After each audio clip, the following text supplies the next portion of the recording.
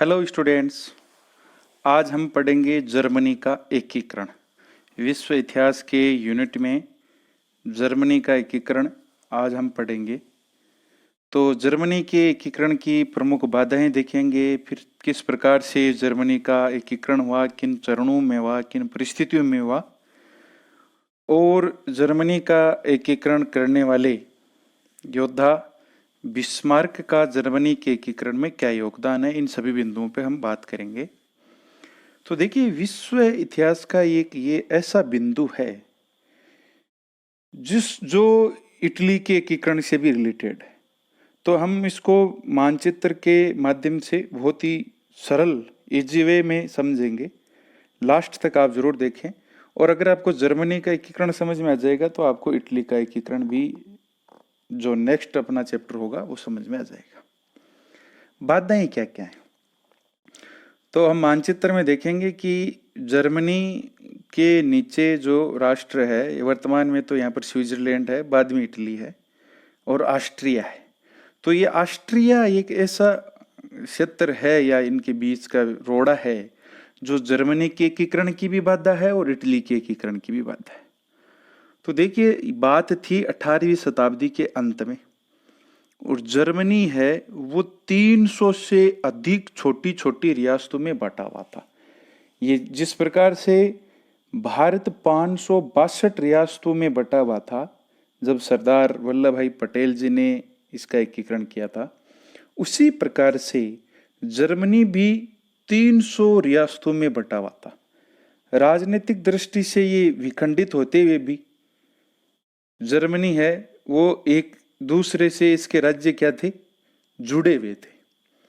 Roman सम्राट के प्रति सैद्धांतिक रूप से इनकी आदर की भावना थी, और जो डाइट का अस्तित्व था वो राज्यों के प्रतिनिधि एक मंच पर उपस्थित होते थे, यानी जो यहाँ की पार्लियामेंट थी उसके प्रतिनिधि है वो एक मंच पर उपस्थित होते थे, लेकिन छोटे छोटे 300 भागों में ये बंटा हुआ था। तो अब विदेशी शक्तियों की भी जर्मनी के अंदर रुचि थी, जैसे फ्रांस है, इंग्लैंड है और खुद ऑस्ट्रिया है। तो इनकी भी क्या है, रुचि है जर्मनी को लेकर की कि जर्मनी के ऊपर अपना अधिकार हो जाए और जर्मनी अपना गुलाम बन जाए। और जर्मनी राज्य है, इनकी भी आपसी प्रतिस्पर्धा है कि एकीकरण होगा, या जो ये छोटे छोटे 300 इकाई बंटे हुए हैं रियासत हैं, इन रियासतों में लीडरशिप किसकी होगी, ऑस्ट्रिया की होगी या पर्सा की होगी। हम इसको पर्सिया भी बोल सकते हैं, पर्सा। तो जर्मन राज्यों में भी आपसी प्रतिस्पर्धा है, और जर्मनी के दक्षिणी राज्यों में पोप का भी प्रभाव है, यानी ये जो चर्च होता है उसका अधिकारी पोप होता है, तो पोप का भी प्रभाव है। इन बाधाओं के होते हुए भी जो एकीकरण की ये बाधाएं थी, जर्मनी के एकीकरण का कार्य बिस्मार्क के द्वारा किया जाता है। तो अपन इसको 3-4 पार्ट में बांटेंगे और इसको एक एक करके देखेंगे। इसका फर्स्ट पार्ट अगर हम देखें तो देखिए, ये रहा अपना जर्मनी। इस जर्मनी के वर्तमान की अगर हम बात करें तो इधर देखो, पोलैंड रहा, ऊपर डेनमार्क रहा, इधर स्पेन रहा, फ्रांस रहा, नीचे इटली रहा, ऑस्ट्रिया रहा। तो और इसकी राजधानी बर्लिन है जो इसका सबसे बड़ा शहर है। इसके एकीकरण की हम बात कर रहे हैं। तो इसमें मानचित्र में आप देखिए, थोड़ा सा देखें तो ऊपर की तरफ आप अगर देखेंगे तो देखिए डेनमार्क है, इधर देखें तो आपका नीदरलैंड है, और बाद में फ्रांस है, नीचे स्विट्जरलैंड है, इधर इटली है, और इधर अगर हम बात करें तो अपना ऑस्ट्रिया रहा, इधर बात करें तो अपना बर्लिन रहा। तो ये इसका पूरा का पूरा क्या है, मानचित्र है। इसमें देखिए पर्सिया 1865 का भी दिया हुआ है, और आपका लास्ट का जर्मनी का एम्पायर है 1871 का, वो भी इसमें दिया हुआ है। तो हम इसके एकीकरण की बात करेंगे। मैं थोड़ा सा आपको जूम करके दिखा देता हूँ। ये रहा, इसमें आपका ऑस्ट्रिया एम्पायर है, इधर देखो स्विट्जरलैंड है, सबसे नीचे देखो इटली है, इधर देखो फ्रांस है, ऊपर देखो नीदरलैंड है। ये पूरा का पूरा क्षेत्र है। तो इसके जो पड़ोसी हैं और जो आंतरिक मतभेद हैं, इनको लेकर के हम पूरा मानचित्र से देखेंगे, इसलिए लास्ट तक आप जरूर देखें, बिल्कुल इजी वे में। तो ऊपर डेनमार्क जो हमने अभी मानचित्र में देखा था, तो पहला चरण ये यहीं से शुरू करेगा। क्या करेगा? यहां से बिस्मार्क डेनमार्क से युद्ध करेगा। क्यों? क्योंकि जो डेनमार्क के दो क्षेत्र थे, एक था आपका होलेस्टाइन और एक था स्लेस्विग। होलेस्टाइन और स्लेस्विग वैसे तो डेनमार्क के क्षेत्र थे, लेकिन यहाँ पर जो रहने वाली जनजाति थी या रहने वाले लोग थे, ये जर्मन थे, यानी ये जर्मन और डच बोल सकते हैं इनको। तो स्लेस्विग में जर्मन है तथा डच लोग दोनों एक साथ रहते थे। इन दोनों डचियों पर डेनमार्क का अधिकार था, लेकिन इसका फायदा किसने उठाया? क्योंकि यहाँ की जो रहने वाली जनता है वो क्या है? जर्मन है। तो इसका फायदा उठाया बिस्मार्क ने, और यहाँ पर बिस्मार्क ने कूटनीति लगाई। कूटनीति क्या लगाई? कूटनीति ये लगाई कि ऑस्ट्रिया का इसने साथ लिया था। तो जनवरी 1864 में ऑस्ट्रिया व प्रसा के मध्य एक समझौता हुआ। इन दोनों ने संयुक्त रूप से डेनमार्क को धमकी दी कि वह इन क्षेत्रों को, यानी स्लेस्विग और आपका होलिस्टाइन, इन क्षेत्रों को क्या कर दे? खाली कर दे, अपना अधिकार छोड़ दे। फरवरी 1864 ईस्वी में ऑस्ट्रिया व प्रसा की संयुक्त सेना ने डेनमार्क पर हमला कर दिया, और इस युद्ध में डेनमार्क की बुरी तरह से हार हुई, उसको पराजय का मुंह देखना पड़ा। दोनों क्षेत्रों को लेकर के 14 अगस्त 1865 को गैस्टाइन नामक स्थान पर प्रसा के शासक विलियम प्रथम व ऑस्ट्रिया के शासक फ्रांसिस जोसेफ के मध्य एक समझौता हुआ, और इस समझौते के तहत होलेस्टाइन किसको दे दिया? ऑस्ट्रिया को, और स्लेस्विग किसको दे दिया? प्रसा को। आप इसमें देख सकते हैं, देखिए डेनमार्क के ये दो क्षेत्र हैं, आपका ग्रीन एरो पे देखें तो स्लेस्विग SCHLEWIG, तो और नीचे देखो इसी के नीचे जस्ट क्षेत्र है होलेस्टाइन। ये दोनों डेनमार्क के अधिकार में थे, लेकिन इस युद्ध में 1864 के युद्ध में क्या कर लिया गया था? डेनमार्क से ये छीन लिए गए, क्योंकि डेनमार्क की इसमें हार हो गई। तो पर्सिया या प्रसा और आपके ऑस्ट्रिया के दोनों संयुक्त सेना, यानी बिस्मार्क ने कूटनीति से ऑस्ट्रिया का सहारा लिया और दोनों ने युद्ध जीत लिया। दोनों की संयुक्त सेना थी, और युद्ध जीतने के बाद में जो संधि होती है, उसी संधि का नाम है गैस्टाइन की संधि। और 14 अगस्त 1865 को गैस्टाइन की संधि के तहत ये कहा गया कि होलेस्टाइन तो होगा ऑस्ट्रिया का और स्लेस्विग होगा प्रसा का। ध्यान दें, ये जो गैस्टाइन समझौता या संधि है, ये बिस्मार्क की कूटनीति थी। क्यों? क्योंकि स्लेस्विग व लोरेनबर्ग पर अधिकार में प्रसा का कील बंदरगाह, यानी इसके ऊपर हम देखें तो आपका बंदरगाह है जो कील यानी सागर से या भूमध्य सागर से जुड़ा हुआ बंदरगाह है, तो इस पे अधिकार हो गया था किसका? प्रसा का। और प्रसा से लीडरशिप कौन कर रहा था? बिस्मार्क। और यहाँ से प्रसा की क्या हो गई? सैनिक शक्ति बढ़ गई, जिससे ऑस्ट्रिया की प्रतिष्ठा को भी धक्का लगा, यानी ऑस्ट्रिया की शक्ति इसमें कमजोर हुई। अब देखिए यहाँ से ये क्या करता है? गैस्टाइन समझौता के बाद में ऑस्ट्रिया व प्रसा के मध्य संघर्ष अनिवार्य हो गया, क्योंकि प्रसा है वो शक्तिशाली हो गया। और युद्ध से पूर्व ही कूटनीति के अनुसार बिस्मार्क ने ऑस्ट्रिया को पूर्ण रूप से अकेला कर दिया तथा सैन्य तैयारी के साथ अवसर की तलाश करने लगा। और अवसर कब मिला? जब होलेस्टाइन के जर्मन लोग क्या करने लग गए थे? ऑस्ट्रिया क्या विरोध करने लग गए थे। यानी जो होलेस्टाइन के जर्मन लोग हैं वो ऑस्ट्रिया के विरुद्ध आंदोलन करने लगे, और बिस्मार्क ने इन लोगों को समर्थन दिया। किस लिए? कि ऑस्ट्रिया से हम क्या छीन लें? स्लेस्विग छीन लें। तो ऑस्ट्रिया व प्रसा में युद्ध हुआ और प्राग की संधि हुई।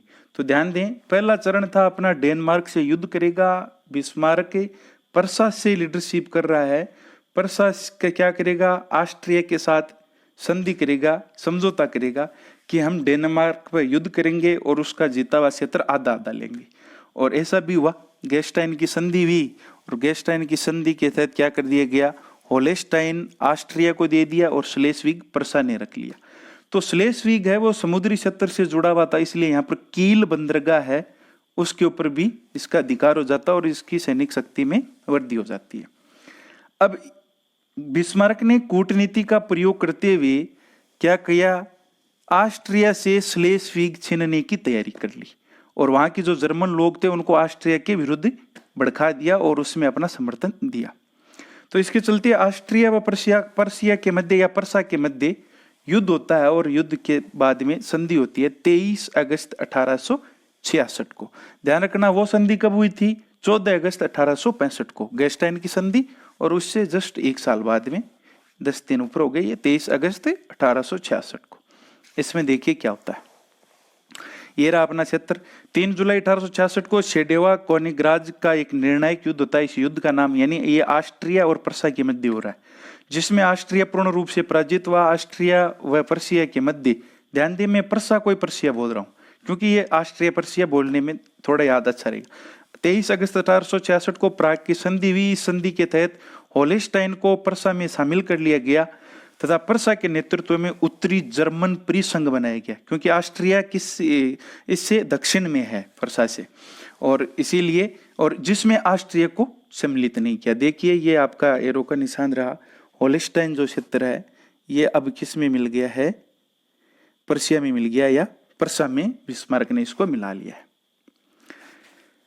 अब हम बात करते हैं डेनमार्क। देख अब तक हमने क्या क्या बात कर ली, दो की, एक बार 1 मिनट में हम रिवाइज कर लेते हैं। डेनमार्क से हमने युद्ध किया और डेनमार्क से युद्ध करते समय हमने संयुक्त सेना ली, किसकी, ऑस्ट्रिया की और पर्सा की।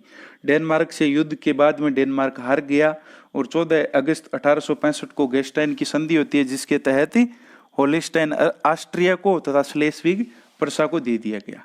बाद में क्या कर दिया, होलेस्टाइन ऑस्ट्रिया से छीनने के लिए बिस्मार्क ने कूटनीति लगाई और वहां के लोगों को ऑस्ट्रिया के विरुद्ध भड़का दिया और इसमें बिस्मार्क ने अपना समर्थन दिया, जिसके चलते यहाँ पर क्या होता है, ऑस्ट्रिया और पर्सा के अंदर संघर्ष होता है और इस संघर्ष के बाद में यहाँ पर होती है अपनी प्राग की संधि, और ये प्राग की संधि 23 अगस्त 1866 की होती है। बिल्कुल सरल से समझ में आ जाना चाहिए आपको। आगे हम बात करेंगे फ्रांस से, तीसरा पार्ट है अपना, फ्रांस से संघर्ष करेगा और फ्रेंको पर्सियन युद्ध तथा फ्रैंकफर्ट की संधि 10 मई 1871 को। तो फ्रांस से फ्रेंको याद रह जाएगा आपको, और पर्सियन यानी पर्सा है जहां से बिस्मार्क लीडरशिप कर रहा है, और फ्रेंको यानी फ्रांस होता है। तो देखिए इसके बारे में हम देखते हैं। ये आपका मानचित्र देखिए, आप बिल्कुल मानचित्र से सरलता से समझ में आ जाएगा। ये देखिए कोने पे आपका फ्रांस नाम लिखा हुआ है, थोड़ा सा मैं जूम कर रहा हूँ, और फ्रांस के ये दो जो क्षेत्र आपके पर्पल कलर के हैं, ये ही आपको लॉरेंस वाला क्षेत्र है। ये इस युद्ध के बाद में फ्रांस को इस पे अपना अधिकार छोड़ना पड़ता है। तो देखिए ऑस्ट्रिया और पर्सा के युद्ध में फ्रांस तटस्थ रहा था, क्योंकि इन दोनों के बीच में नहीं आया ये। इस युद्ध के उपरांत फ्रांस को जो उम्मीदें थी वह पूर्ण न हो सकी और पर्सा की प्रतिष्ठा में वृद्धि हुई। फ्रांस की प्रतिष्ठा में कमी आई और बिस्मार्क ने फ्रांस की निरंतर उपेक्षा की। पर्सा की विजय और उत्तरी जर्मन परिसंघ के निर्माण में फ्रांस की जो अंतर्राष्ट्रीय प्रतिष्ठा थी वो कम हो गई, और फ्रांस का सम्राट है जो इस समय, वो है आपका नेपोलियन तृतीय। नेपोलियन तृतीय अपनी जो प्रतिष्ठा गिर रही थी इसको वापस प्राप्त करना चाहता था, और इसी के चलते दोनों में युद्ध होना संभवित हो गया। देखिए इसी समय क्या होता है, जो नेपोलियन तृतीय है ये हॉलैंड का क्षेत्र था, जो लग्जमबर्ग आप देख रहे हैं उसमें, तो लग्जमबर्ग है वो खरीदना चाहता था, लेकिन बिस्मार्क ने ऐसा नहीं होने दिया, और स्पेन के उत्तराधिकारी भी पर्सन यहीं पर बैठा, ये जस्ट फ्रांस के आगे अपना स्पेन है, तो स्पेन के उत्तराधिकारी को लेकर के यहाँ पर क्या कर दिया, जर्मनी ने स्पेन में अपना हस्तक्षेप कर दिया, और स्पेन के उत्तराधिकारी के प्रश्न को लेकर फ्रांस व पर्सा में तनाव हुआ, जो फ्रेंको पर्सियन युद्ध का तत्कालिक कारण बनता है। यानी जो फ्रांस और पर्सा के मध्य युद्ध का तत्कालिक कारण बनता है वो स्पेन के उत्तराधिकार को लेकर बनता है। 18 जुलाई 1870 को फ्रांस व पर्सा के मध्य युद्ध प्रारंभ हो गया और जर्मन सेनाओं ने फ्रांस पर तीनों ओर से आक्रमण कर दिया, जिसके चलते क्या हो गई, फ्रांस की हार हो गई।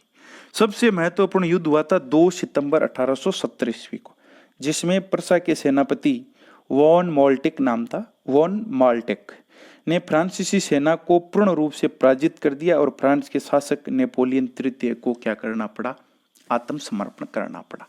और आत्मसमर्पण करने के बाद में क्या होती है अपनी फ्रैंकफर्ट की संधि। देखिए मैं थोड़ा सा जूम कर रहा हूँ, ये पर्पल कलर में आपको नजर आ रहा है फ्रैंकफर्ट, इस स्थान पर ये संधि हुई थी, फ्रैंकफर्ट की संधि। इस संधि के बाद में देखो क्या होता है, संधि के बाद में फ्रांस को अपने क्षेत्र, जो पर्पल कलर में जस्ट फ्रांस नाम लिखा हुआ है इसके ऊपर देखिए, ये अपने क्षेत्र छोड़ने पड़ेंगे। तो 10 मई 1871 को फ्रांस व प्रसा के मध्य फ्रैंकफर्ट की संधि हुई और इस संधि में फ्रांस को मेज व स्टार्सबर्ग सहित अल्सास व लोरेन, देखिए पर्पल कलर में ऊपर आपका लोरेन LORRAINE और नीचे रहा अपना अल्सास ALSACE नजर आ रहे हैं आपको, फ्रांस के जस्ट नजदीक है। तो लोरेन और अल्सास क्षेत्र हैं वो जर्मनी को देने पड़े। फ्रांस को युद्ध हर जाने के रूप के अंदर 20 करोड़ पौंड की राशि युद्ध की क्षतिपूर्ति के रूप में, तो ध्यान रखना युद्ध जो हारता है उसको युद्ध की क्षतिपूर्ति के रूप में हर्जाना देना पड़ता है, बाध्य किया। हर्जाने के रकम की वसूली तब तक की जाएगी जब नहीं होती है, तब तक जर्मन सेना का फ्रांस में रहना निश्चित किया और उसका खर्च भी फ्रांस उठाएगा।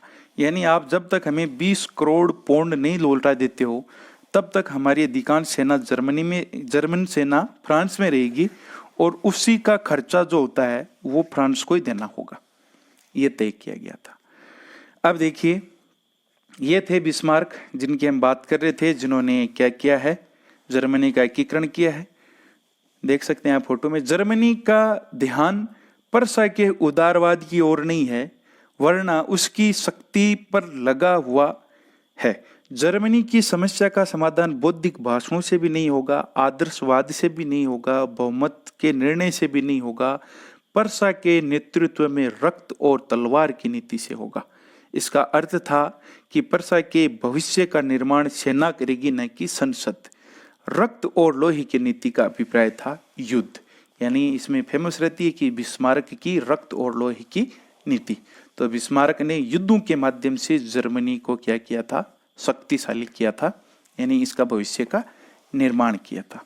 और इसके बाद में एकीकृत जर्मन साम्राज्य की स्थापना कर दी जाती है और बिस्मार्क क्या बन जाता है, चांसलर बन जाता है। तो जर्मनी के एकीकरण में बिस्मार्क का योगदान, अगला अपना पॉइंट है, जर्मनी के एकीकरण में बिस्मार्क का क्या योगदान है। तो ध्यान दें, रूस से मित्रता की इन्होंने, फ्रांस से मित्रता की शुरुआत में की, हम ऑस्ट्रिया से युद्ध करें तो आपको तटस्थ रहना है। इटली से मित्रता की, डेनमार्क से युद्ध किया और ऑस्ट्रिया से युद्ध किया, बाद में फ्रांस से युद्ध किया। इसी को क्या कहते हैं हम, बिस्मार्क की कूटनीति, क्योंकि इसने पहले फ्रांस से मित्रता कर ली कि हम ऑस्ट्रिया से युद्ध कर रहे हैं, आपको तटस्थ रहना है। ऑस्ट्रिया से पहले इसने संधि कर ली कि हम डेनमार्क से युद्ध करेंगे और बाद में खुद ऑस्ट्रिया से युद्ध कर लिया, और फ्रांस से मित्रता तोड़ करके बाद में फ्रांस से युद्ध कर लिया। तो इसकी ये विदेश नीति थी, इसको हम कूटनीति भी बोल सकते हैं। इसके तहत इन्होंने क्या किया था, अपना एकीकरण तय किया था।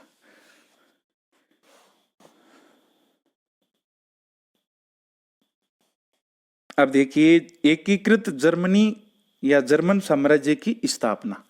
तो इसमें 18 जनवरी 1871 को बिस्मार्क ने वर्साय के शीश महल में एक भव्य दरबार का आयोजन किया और विलियम प्रथम को एकीकृत जर्मन का सम्राट घोषित किया। बिस्मार्क द्वारा यहाँ पर राज्याभिषेक किया गया और बर्लिन एकीकृत जर्मनी की राजधानी बना, यानी राजधानी क्या बना दिया क्या, बर्लिन को।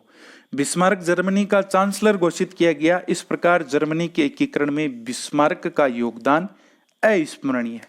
तो इन्हीं सभी चरणों के माध्यम से और बिस्मार्क की विदेश नीति के तहत अपन को लास्ट में इतना ही लिखना होता है, पर्सन की लैंग्वेज कोई हो, चाहे एकीकरण के चरण को समझाइए, चाहे एकीकरण की बाधाओं को बताइए, या बिस्मार्क के द्वारा जर्मनी के एकीकरण में योगदान बताइए। अपन को थोड़ी सी लास्ट में लैंग्वेज चेंज करनी होती है।